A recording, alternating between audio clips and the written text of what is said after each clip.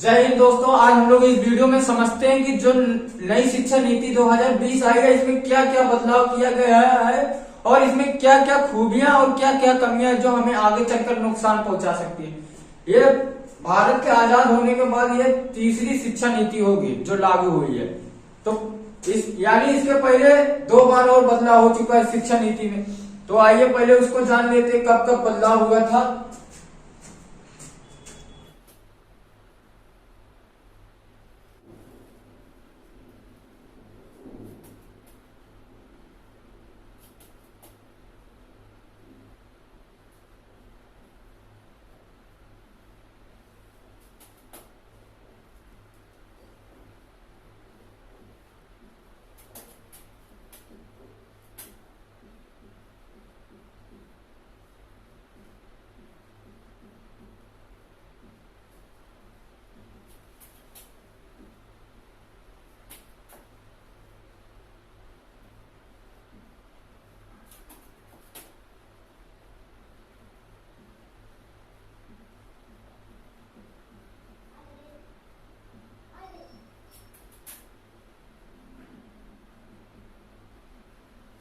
भारत के आजाद होने के बाद पहली बार नई शिक्षा नीति में बदलाव सन 1968 ईस्वी में हुआ था। तब लोकसभा के अध्यक्ष मतलब प्रधानमंत्री इंदिरा गांधी जी थी और दूसरी बार जब बदलाव हुआ तब लोकसभा के अध्यक्ष राजीव गांधी जी थे यानी प्रधानमंत्री। अब उसके जब 1986 में बदलाव हुआ था उसके 34 साल बाद 2020 में जब बदलाव हुआ है तो प्रधानमंत्री नरेंद्र मोदी जी लोकसभा के अध्यक्ष हैं। अब इसमें जानते हैं क्या क्या बदलाव हुआ है। यह जो नई शिक्षा नीति बनाई गई है इसे बहुत ही सोच समझ कर बनाया गया है। भारत के किसी भी जिले या पंचायत को नहीं छोड़ा गया जहां से राय मशवरा या बातचीत न की गई हो। उसके बाद इस रिपोर्ट को तैयार किया गया। इसी शिक्षा नीति को बनाने में यह अब तक की सबसे बड़ी कमेटी थी जिसके जिन्हें सुझावों को माना गया है। यह जो 2020 पॉलिसी है न्यू एजुकेशन पॉलिसी NEP, इसके अध्यक्ष डॉक्टर के कस्तूरी रंगन जी हैं।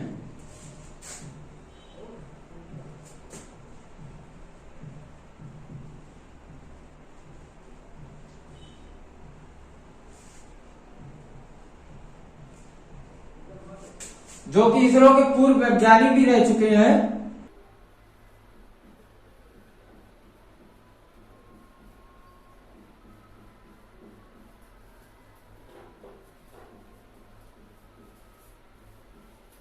न्यू एजुकेशन पॉलिसी को बनाने के लिए कस्तूरी रंजन जी की अध्यक्षता में एक समिति बनाई गई। 2017 में यह समिति बनाई गई थी। 2017 में बनाई गई थी 2017 और इस समिति ने 31 मई 2019 को लोकसभा में न्यू एजुकेशन पॉलिसी को प्रस्तुत किया था।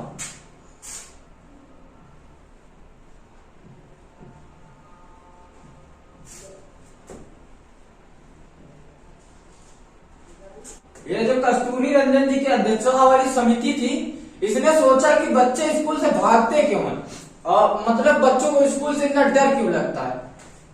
तो उसके लिए एक बच्चों को स्कूल से लगाव रखने का प्रावधान किया गया है। जो पहले 10+2 प्रोग्राम था जिसे हम लोग फॉलो करते थे इसको बदल के 5+3+3+4 कर दिया गया है। अब इसी को हम लोगों को समझना है ये क्या है।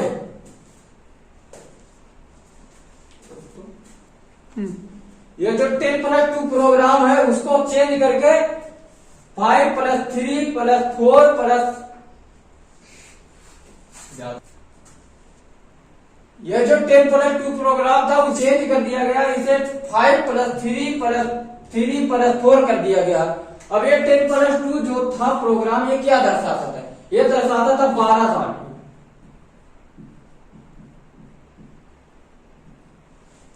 12 साल यानी क्लास 1 से लेकर क्लास 12 तक आपको राज्य सरकार के अंडर में निगरानी में पढ़ाई करनी पड़ती थी। अब इसको 12 साल ना करके इसे 15 साल कर दिया गया है। अब इसे जोड़िए आप 5 3 8 8 3 11 4 15 इसे 15 साल कर दिया गया है।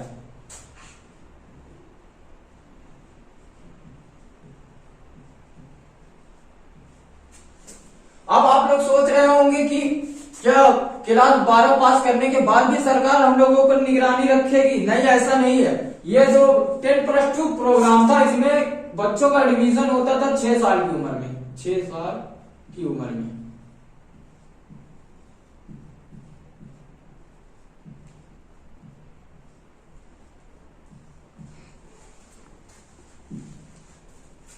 और इस वाले प्रोग्राम में बच्चों का एडमिशन होगा 3 साल की उम्र में।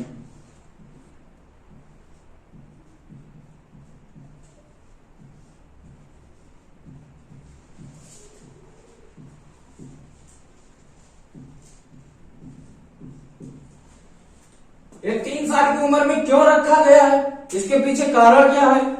तो इसका कारण जान लेते हैं। ये जो समिति बनी थी डॉक्टर कस्तूरी रंजन जी की अध्यक्षता वाली, इसने सोचा कि बच्चे स्कूल से भागते क्यों हैं, इतना डरते क्यों हैं। जब हम लोग का दौर था, हम लोग जब पढ़ते थे तो हम लोग भी स्कूल से भाग जाया करते थे, क्योंकि हमें स्कूल के बाहर घर के पास अनेक तरह के गेम खेलने के मिलते थे, दोस्त रहते थे, कंचे खेलते थे, लट्टू खेलते थे, तमाम तरह के खेल खेलते थे जो कि हम लोगों को स्कूल में नहीं मिलता था। इसी वजह से हम लोग स्कूल से भाग जाया करते थे। उसी को निगरानी में रखते हुए इस समिति ने इसको 3 साल कर दिया गया। जब 3 साल का बच्चा स्कूल में जाएगा, उसको खेलना सिखाया जाएगा, पेंटिंग सिखाया जाएगा, मतलब उसको पढ़ाई से कोई नहीं लेना देना। 3 साल की उम्र में बच्चे को सिर्फ खेलना, पेंटिंग, और टीचर को भी इस उम्र में, ये जो बच्चे 3 साल की उम्र में जाएंगे उनको भी कुछ इस तरह से ट्रेन किया जाएगा टीचर लोगों को कि जैसे कोई पेरेंट्स अपने बच्चे को खिला रहा है। अब हमको यही चीज समझना है, ये है क्या चीज। तो आइए इसको समझते हैं। ये क्या दर्शाता है? ये दर्शाता है कि 15 साल आपको सरकार के अंडर में पढ़ाई करनी हो, मतलब 3 साल प्लेवे और क्लास 1 से लेकर क्लास 12 तक। उसके बाद आपको अगर ग्रेजुएशन करना हो तो आप किसी यूनिवर्सिटी से करते होंगे। जैसे आप लोगों ने सुना होगा कि हमने 10th किया है बिहार बोर्ड से, 12th किया है यूपी बोर्ड से या एमपी बोर्ड से। कभी आप लोगों ने सुना है कि हमने ग्रेजुएशन किया है यूपी बोर्ड से, बिहार बोर्ड से? नहीं ना। तो आइए आप समझते हैं इसको।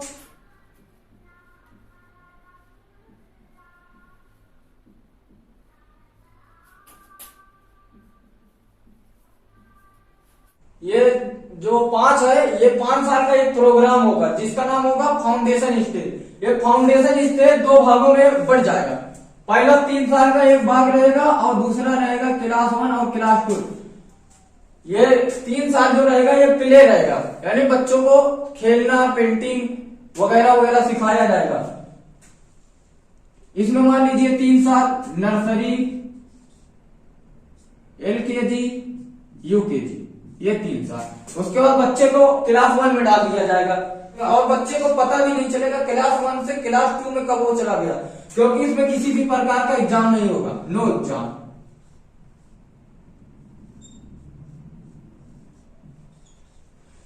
मतलब इस वाले स्टेज में बच्चों को किसी भी प्रकार की टेंशन नहीं है। जाना है पहले तो 3 साल स्कूल में जाकर सिर्फ खेलना है, वहां पे दोस्त बनाना है। कुल मिलाकर बच्चों को स्कूल से एक प्रकार का लगाव हो जाए ताकि वो स्कूल से भागे ना। और एक क्लास 1 में उसको डाल दिया जाएगा। जब ये 3 साल पूरा हो जाएगा उसको क्लास 2 में वो कब चला गया उसे पता ही नहीं चलेगा, क्योंकि इसमें किसी भी प्रकार का एग्जाम ही नहीं होगा। 3 और 2 5 साल हो गए, पहला स्टेज खत्म। अब ये 3 आता है, ये होगा दूसरा स्टेज।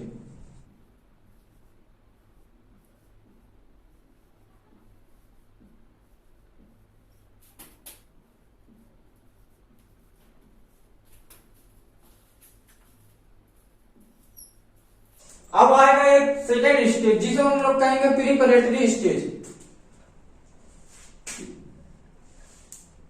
प्रीपरेटरी स्टेज, लड़का यहाँ क्लास 1 और क्लास 2 कर चुका है तो कहां से एंट्री मारेगा? क्लास 3 से, क्लास 3 से 5 तक।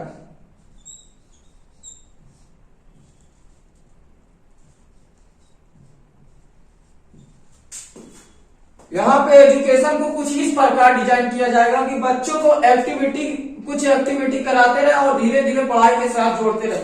मतलब जैसे आप उसको पहाड़ा याद करने को दे दीजिए, पोयम याद करने को दे दीजिए या कुछ लिखने को दे दीजिए, बच्चे पर किसी भी प्रकार का दबाव न डाला जाए।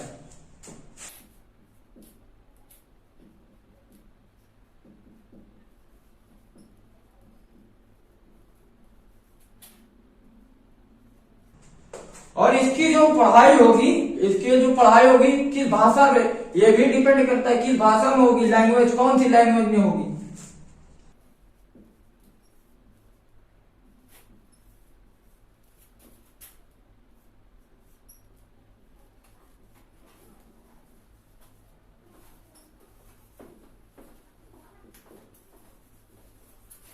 तो इसकी जो पढ़ाई होगी वो मातृभाषा या राष्ट्रीय भाषा में होगी। जैसे कोई पंजाब में है तो पंजाबी में पढ़ा सकता है, कोई स्कूल पंजाब में पंजाबी में पढ़ा सकता है, कोई पश्चिम बंगाल में स्कूल है वो बंगाली में पढ़ा सकता है, और कोई स्कूल जैसे तमिल में हो तमिल में पढ़ा सकता है, और नहीं तो हिंदी में पढ़ा सकता है। वैसे ये नियम पूरी तरह से लागू नहीं है।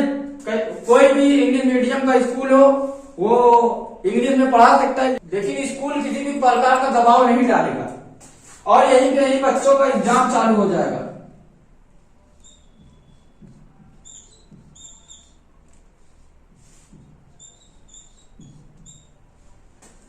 क्लास 3 से बच्चों का एग्जाम चालू होगा।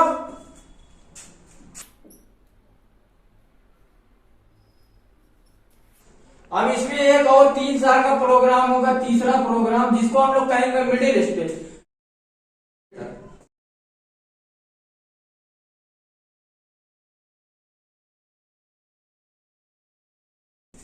3 साल का स्टेज होगा। बच्चा इसमें क्लास 6 से एंट्री मारेगा और इसमें शुरुआत से ही बच्चों को कंप्यूटर और कोडिंग सिखाया जाएगा। मतलब कंप्यूटर की नॉलेज दिया जाएगा, कैसे सॉफ्टवेयर बनाया जाता है, कैसे एप्स बनाया जाता है। और इसमें एक चीज और बहुत बढ़िया चीज जोड़ी गई है, वोकेशनल कोर्स।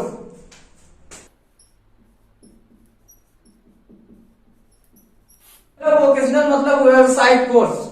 जैसे किसी बच्चे को बढ़ई का काम सीखना हो, या योगा सीखना हो, या किसी लड़की को खाना पकाना सीखना हो, या सिलाई सीखना हो, तो वो क्लास 6 से ही उसको सिखाया जाएगा। और इसमें बच्चों को मार्क्स भी मिलेगा, नंबर भी मिलेगा।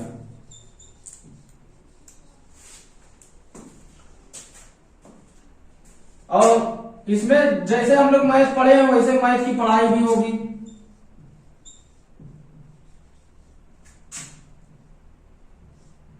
साइंस भी वैसे पढ़ाया जाएगा जैसे हम लोग पढ़ चुके हैं, एकदम ठीक उसी तरह से।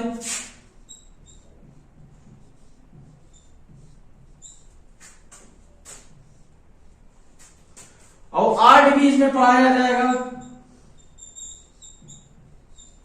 इन सब के अलावा एक जो जरूरी चीज है, इसमें आपको भारत की कोई भी एक लैंग्वेज लेना पड़ेगा।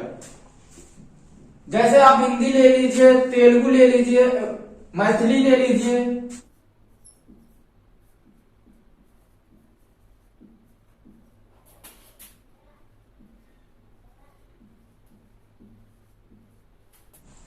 और ये जो तीसरा स्टेज होगा, क्लास 6 या 7, 8 में कोई भी लड़का होगा, इसमें ये स्टेज में नवाचार की भावना पर ज्यादा बल दिया गया है। और इस वाली स्टेज में कंप्यूटर कोडिंग इस सबसे स्किल पर जोर दिया जाएगा, प्रोफेशनल और स्किल पर जोर दिया जाएगा। और नवाचार की भावनाओं पर इसमें बहुत ज्यादा बल दिया गया कि क्लास 6 से ही लड़के को प्रैक्टिकल पढ़ाया जाए। इसके बाद आएगा अगला प्रोग्राम जो होगा 4 साल का। वो वाले प्रोग्राम को हम लोग कहेंगे सेकेंडरी स्टेज।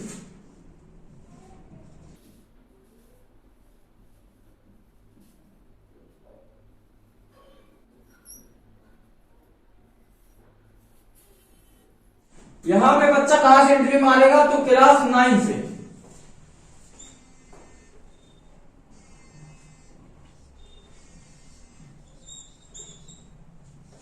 क्लास 9 से क्लास 12 तक।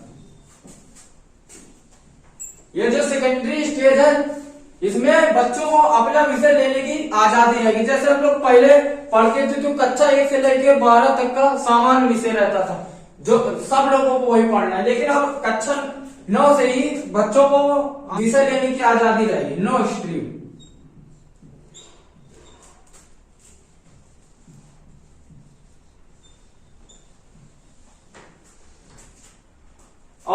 जब हम लोग क्लास 10 पास कर लेते थे, उसके बाद हम लोगों को पूछा जाता था आप आर्ट साइड से पढ़ेंगे या साइड से या बायो साइड से, ऐसे पूछा जाता था। तो उसको हटा दिया गया है, उसके जगह पर मल्टीपल सब्जेक्ट कर दिया गया। जैसे आप लोग मैथ पढ़ रहे हैं, अगर आपका मन है इतिहास पढ़ने का तो आप इतिहास भी ले सकते हैं, या आप आर्ट साइड में है आप मैथ लेना चाहते हैं तो आप मैथ भी ले सकते हैं।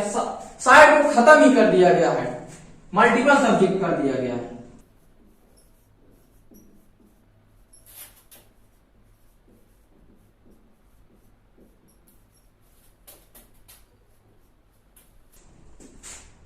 और इसमें कुछ इस प्रकार से पढ़ाई होगी कि बच्चों पर ज्यादा जोर ना रहे। इसमें पेपर सेमेस्टर वाइज होगा, मतलब जैसे हम लोग पढ़ते थे साल के अंत में पेपर हम लोग का होता था, अब ऐसा नहीं होगा। अब साल में 2 बार पेपर होगा, जिससे अब बच्चों को पेपर के प्रति डर रहेगा, वो पहले से ही सेमेस्टर वाइज अपना तैयारी करेंगे।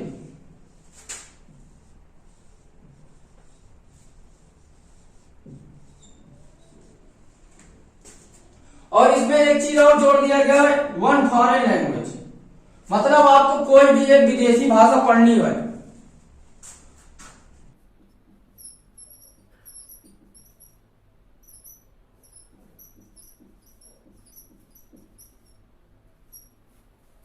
इसमें यह कर दिया गया कि मतलब इस पे जोर दिया गया कि बच्चे ज्यादा रटते हैं, किसी क्वेश्चन का आंसर बच्चे ज्यादा रट के देते हैं, भले नंबर ढेर आ जाता है, लेकिन उसको खत्म करने के लिए क्रिटिकल थिंकिंग पर ध्यान दिया गया, मतलब क्रिटिकल थिंकिंग।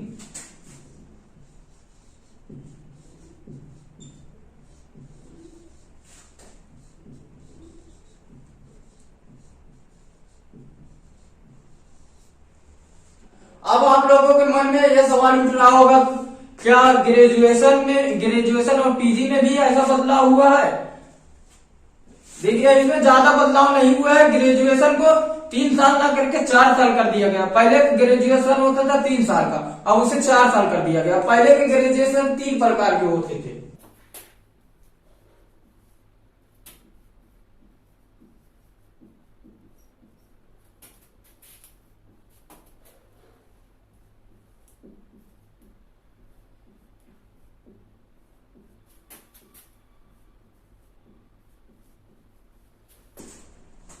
पहले के ग्रेजुएशन 3 प्रकार के होते थे।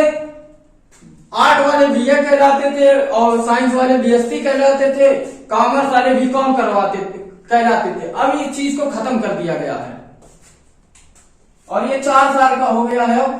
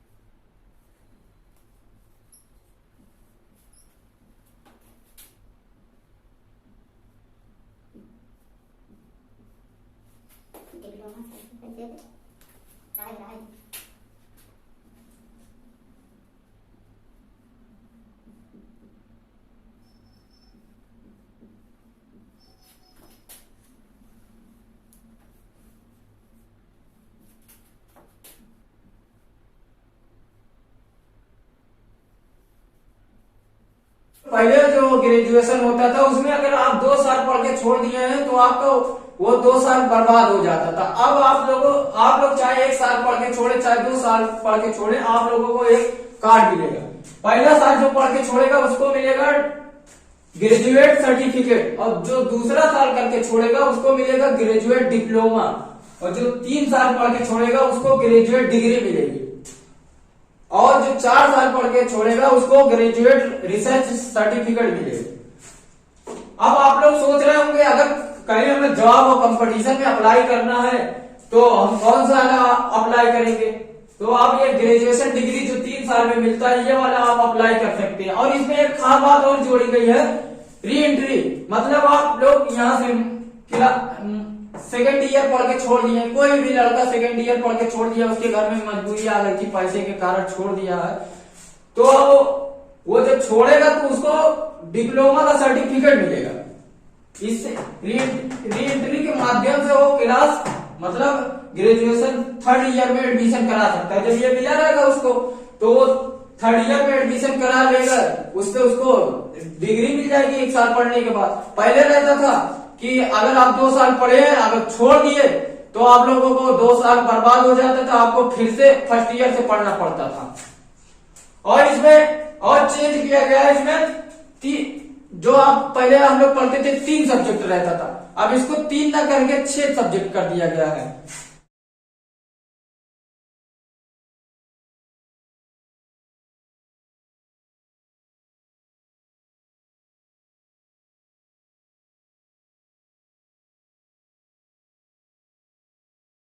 तीन सब्जेक्ट मेजर रहेगा, 1 सब्जेक्ट माइनर रहेगा, 1 वोकेशनल और 1 स्किल का रहेगा।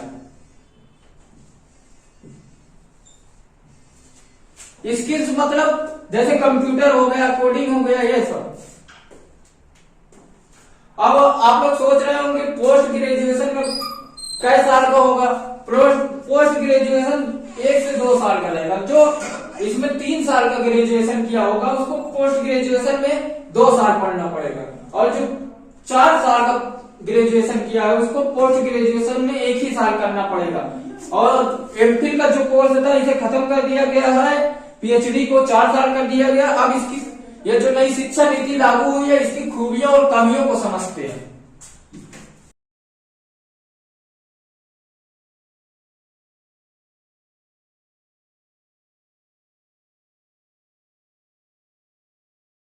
इसमें जो पहली पॉजिटिविटी है, इसमें सरकार मतलब केंद्र सरकार और राज्य सरकार के माध्यम से इसमें जीडीपी का 6% अनुदान खर्च किया जाएगा।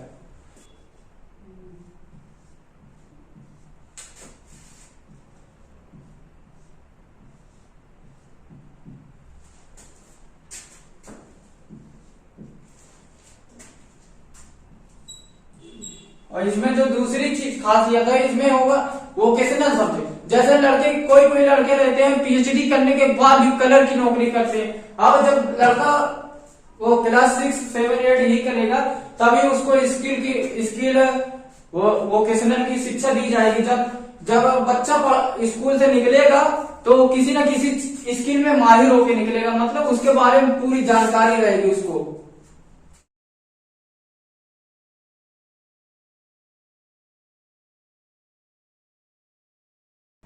और जो इसमें तीसरी पॉजिटिविटी है, इस पे स्कूल फीस, जैसे किसी स्कूल की फीस बहुत महंगी रहती है तो उसको स्कूल फी को कंट्रोल किया जाएगा। स्कूल फी पे कंट्रोल किया जाएगा। जैसे किसी प्राइवेट स्कूल में बहुत सारी फीसें ली जाती हैं, इंग्लिश मीडियम स्कूल है तो सरकार एक कैटेगरी बना देगी, देखिए भैया आप इस कैटेगरी के हैं, आप इतनी फीस ले सकते, इससे ज्यादा नहीं ले सकते। और जो चौथी चीज है, इसमें रिजल्ट कैसे बनेगा।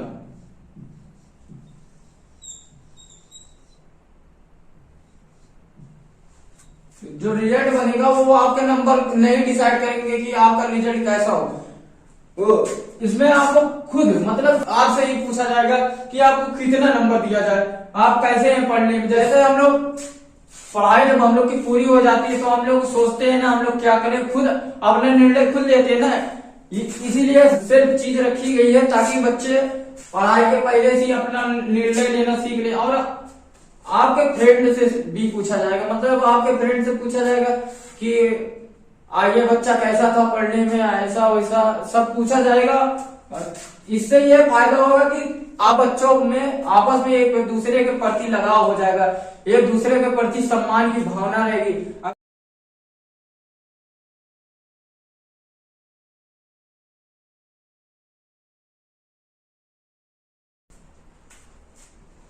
और आपके टीचर से भी पूछा जाएगा ये बच्चा पढ़ने में कैसा था, स्वभाव इसका कैसा है। और इसमें जो पांचवी चीज है ये है फॉरेन यूनिवर्सिटी।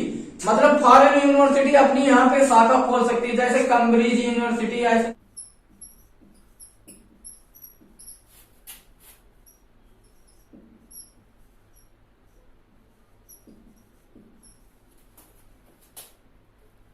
हालांकि यह प्रस्ताव तभी रखा गया था जब डॉक्टर मनमोहन सिंह प्रधानमंत्री थे, तब उन्होंने यह प्रस्ताव रखा था कि आपको 50 करोड़ रुपए सिक्योरिटी मनी देंगे।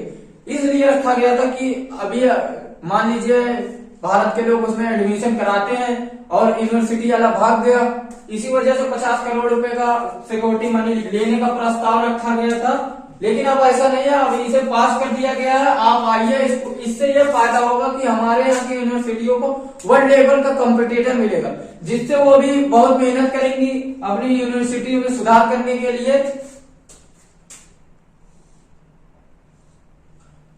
इसमें एक अलग से डिपार्टमेंट बनाया जाएगा।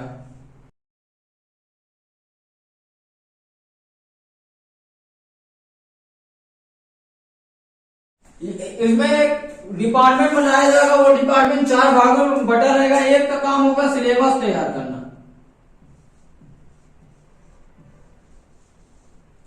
एक का काम होगा सिलेबस तैयार करना, एक का काम होगा रिजल्ट तैयार करना, और एक का काम होगा सैलरी देना या बच्चों की स्कॉलरशिप का काम देखना।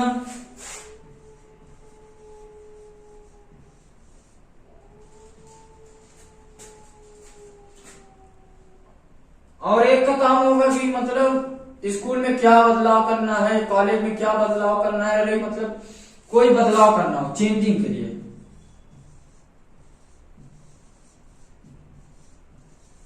इससे यह फायदा होगा कि जो टीचर पढ़ाते हैं उन पर भार नहीं जाएगा। डिपार्टमेंट रहेगा, वो अपना अलग अलग काम कर लेगा, टीचर अपना बच्चों को आराम से पढ़ाएंगे। इसमें जो 7वां पॉजिटिविटी है, इसमें टीचर की भी 4 साल की ट्रेनिंग होगी। जैसे कि नई शिक्षा नीति लागू हुई है, अब टीचर अपने पुराने वाले स्तर से पढ़ा रहे हो, वैसे नहीं, अब टीचर की भी ट्रेनिंग हो।